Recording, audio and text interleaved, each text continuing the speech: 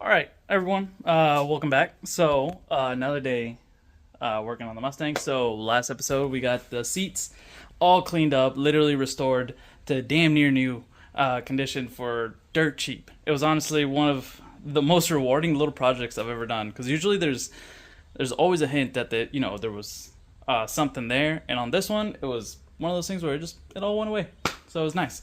So the next big thing that we're going to be working on, the carpet. So I did go ahead and order a brand new carpet just to replace mine. So a big thing you want to do is you want to lay this thing out usually like a day or two before. If you have sun, even better. And unfortunately here in sunny San Diego, it's raining. So we're going to go ahead and just see what we can do with it here. So I do have a set of secondary seats for my car, some like old school Recaros I was able to pick up, but I will save these for a future project. So honestly, don't even worry about these right now. This will be a future project on cleaning these guys up.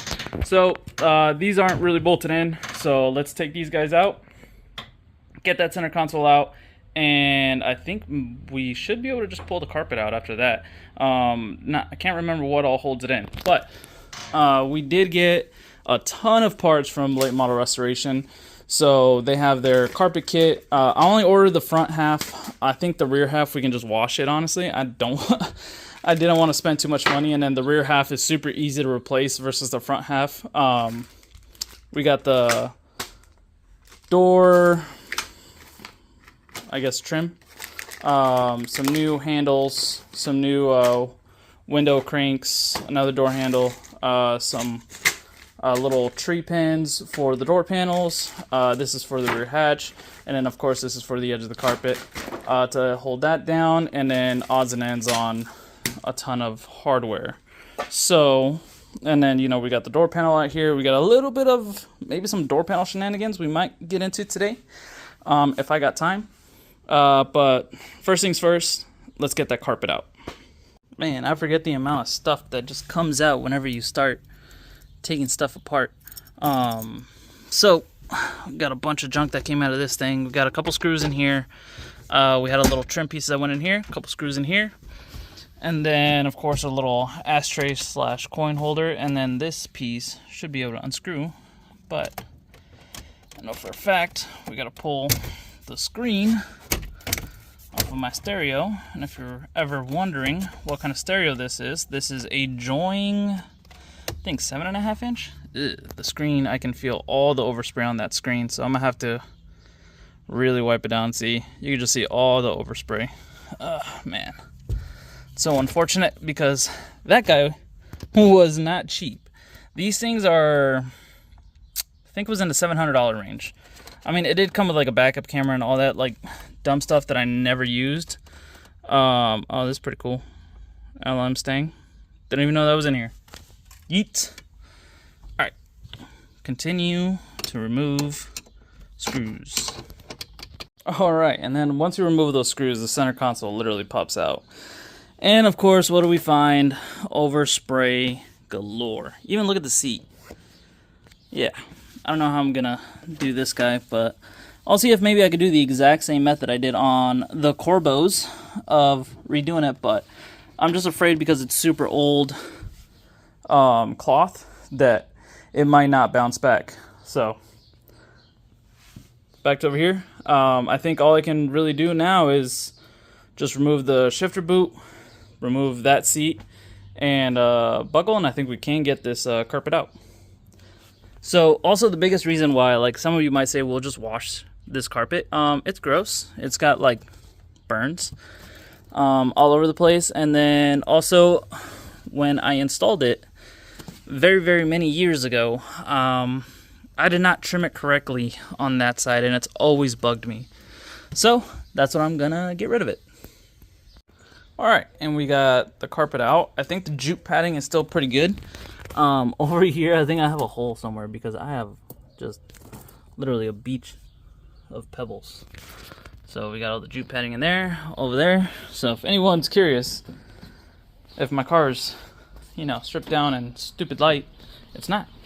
And it's still beating cars way out of its weight class. here we go. So now you can actually see just how gross this carpet is. So all these stains. I've always ran the little covers there, so that is probably the only good carpet. But it's just covered in all these paint chips.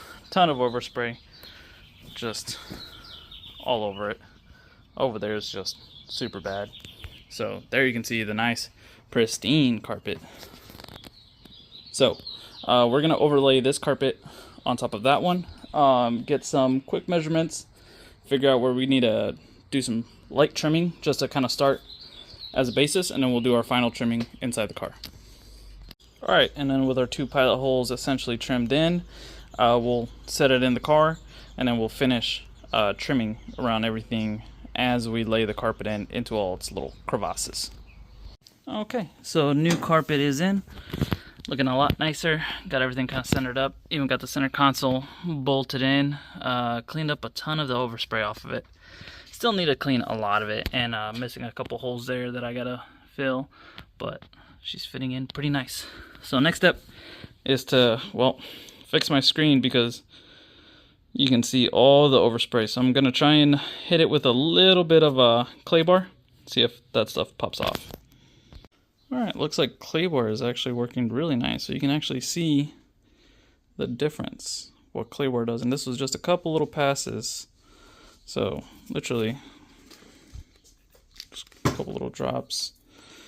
Big thing is you want to really keep it very well lubricated. So just a couple little passes, and then you can almost hear it. It goes silent, and it even feels a ton smoother. Now we can wipe it, and we can see literally where I was passing in just the shininess. Oh, there you go. Bam. So you can literally see where smooth and then gritty. So I'll continue to clay bar this and then reinstall it. And now I've got a super clean screen. So you can just see the reflection off of it. No more of those little overspray particles. Nice and clean. So I just got to finish wiping it off, but she's good.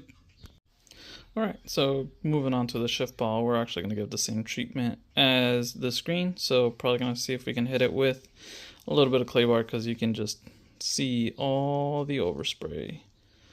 So here's the before,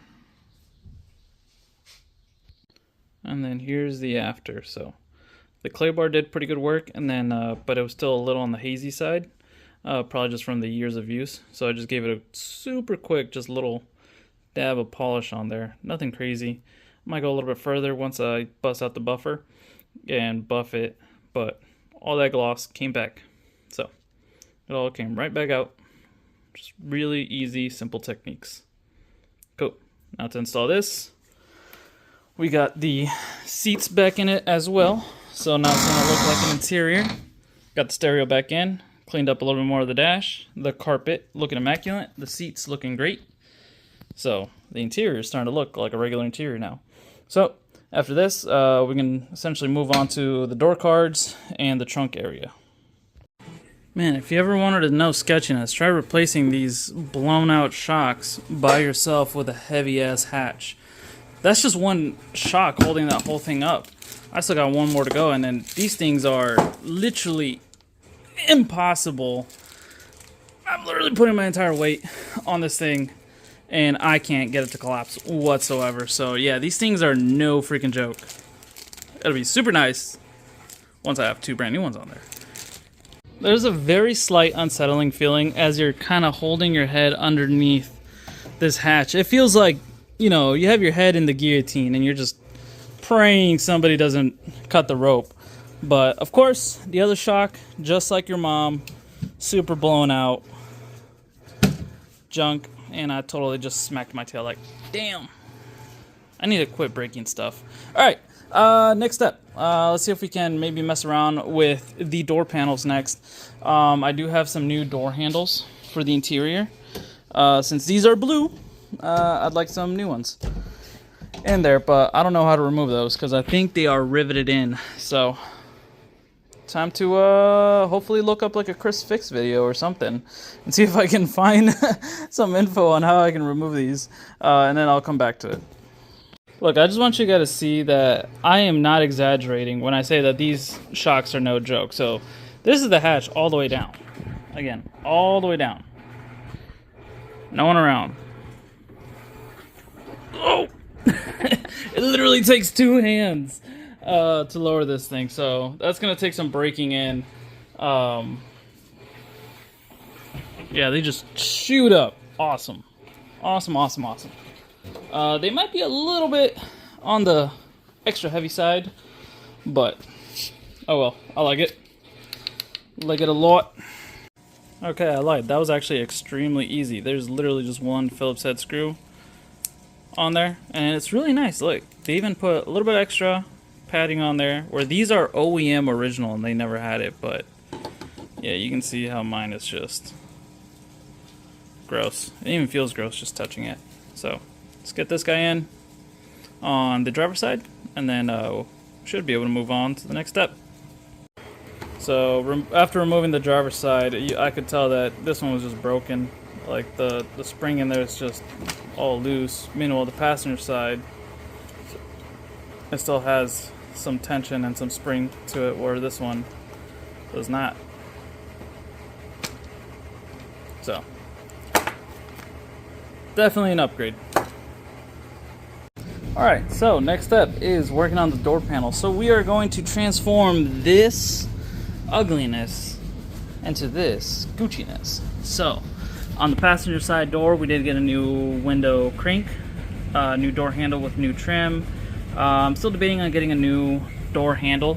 These are still in great condition, but maybe like a black one just to kind of tie in that black and gray theme I kind of got throughout the whole car. I kind of got the wrong gray door sill plates, but it's fine. But we're actually going to end up changing out this gross gray carpet that I've always hated over to black, just so it blends in a little bit more with the floor and it's not so much of an eyesore. So first things first, let's get this thing on a nice level surface. Get it wiped down because I'm still getting just a bunch of just blue dust everywhere. Alright, first things first is get your sound deadening out of the way, and then we're going to come in and we're going to peel all of these little staples out. So it is a little time consuming, but it goes all the way along the bottom to the back side. So get rid of all those staples as step one. Okay, next step is that there's actually it's sewn in right here, so we want to cut all those threads with a really sharp knife. So just essentially just go down. It should pop all those little threads, that entire seam, and then we should be able to rip this off now. Alright, once you're done, you should have something like this. So this, the entire seam essentially just cut, and then from here on, just go ahead and clean up all that spare little thread out of there. Should all pop out all at once nicely. And then this stuff is super fragile, so we're just gonna verify it's all clean on the front and back side, and make sure you leave this little pigtail there on both ends. Alright, special tool alert. So we're gonna actually use a staple gun to essentially staple this guy back together just how it was before. The only thing that we're not gonna do is that we're not gonna sew this top area, we're actually gonna staple it. And we're actually gonna do a little trick to hide those staples. So we're gonna line it up the best we can with that upper line. Ugh. It's kind of difficult doing this with one hand. Wait, one. Alright, once we got it all lined up, we're actually going to push this little lip up and slam a staple in there. So, after we'll go down about maybe 6 to 8 inches, put another one in there, and so on and so forth. Now, from here, you probably think that looks pretty ugly, but we're actually going to take a hammer these guys in, and it'll kind of help make them disappear just like that. So my staple gun is not the best, but it'll slowly make them disappear as you tap them in. And then when you actually have the door panel, once you actually have the door panel on the door itself, you won't be able to see them. So All right, let me go ahead, knock this out, and then we're also going to do the same thing to the backside. We're first going to go at larger increments, and then we're going to come back and fill in the blanks. That way we can get a tighter weave on it.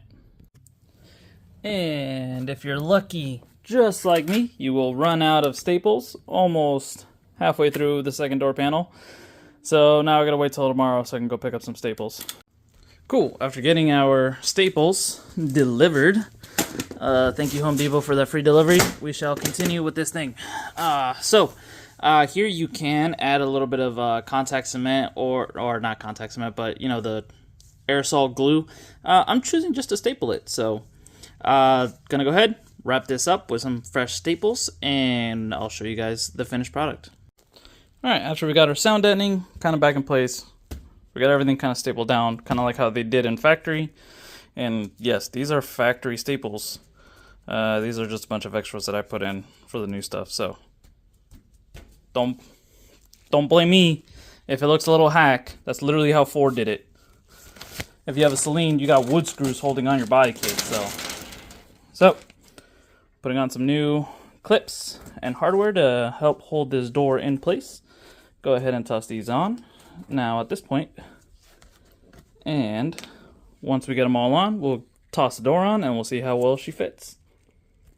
Alright, and then we're just gonna hang it up with those push clips, and next step is to literally get our pull handle and our door handle, you know, trim, and our window crank installed. That goes really simple. So I'm gonna go ahead and toss that on, but the finished product should literally look just like that. So now we don't have that gross gray carpet that kind of sticks out with from the black. So now this all kind of blends in, and it kind of just darkens, you know, the ground. Of course, the door trim, I gotta either order the paint to repaint these or just order new ones. They're not very expensive. I'll probably just go ahead and order the correct color ones because the gray that I ordered is just way too light. So I may even order the black ones. That way they just blend in from the carpet to the door, and you just don't get any line right there. And after you get everything installed, I think we can call this interior absolutely restored. I'm still finding some overspray here and there, but nothing a little bit of a deep clean can't fix. But we got all fresh, cleaned up the door panels, freshened up the seats again, and man, they came out great. Got the door panels back in, so these do sit a little proud right here, but I think once I get that other outside trim, it should hide it, because everything's kind of like where it wants to land. So we got fresh trim around the door handles, fresh window cranks, fresh carpet along the bottom, fresh hardware to hold the door panels on, so everything should stay nice and tight. So hopefully there's less rattles from a regular fox body. So there you have it. There's the interior restoration of my car. I'm still going to continue fixing little things here and there that are driving me nuts. But if you learned any little tips and tricks, let me know. If you got any questions as well, let me know. All these parts I purchased off Late Model Restoration. They have pretty much the entire catalog to just get anything you need for these old cars. We still got to find a factory steering wheel. I don't know if I'll be able to repair that steering wheel, but it's fine. I am planning on replacing it, so that's why I did not touch the steering wheel at all. So, with that, I'll catch you guys later. Peace.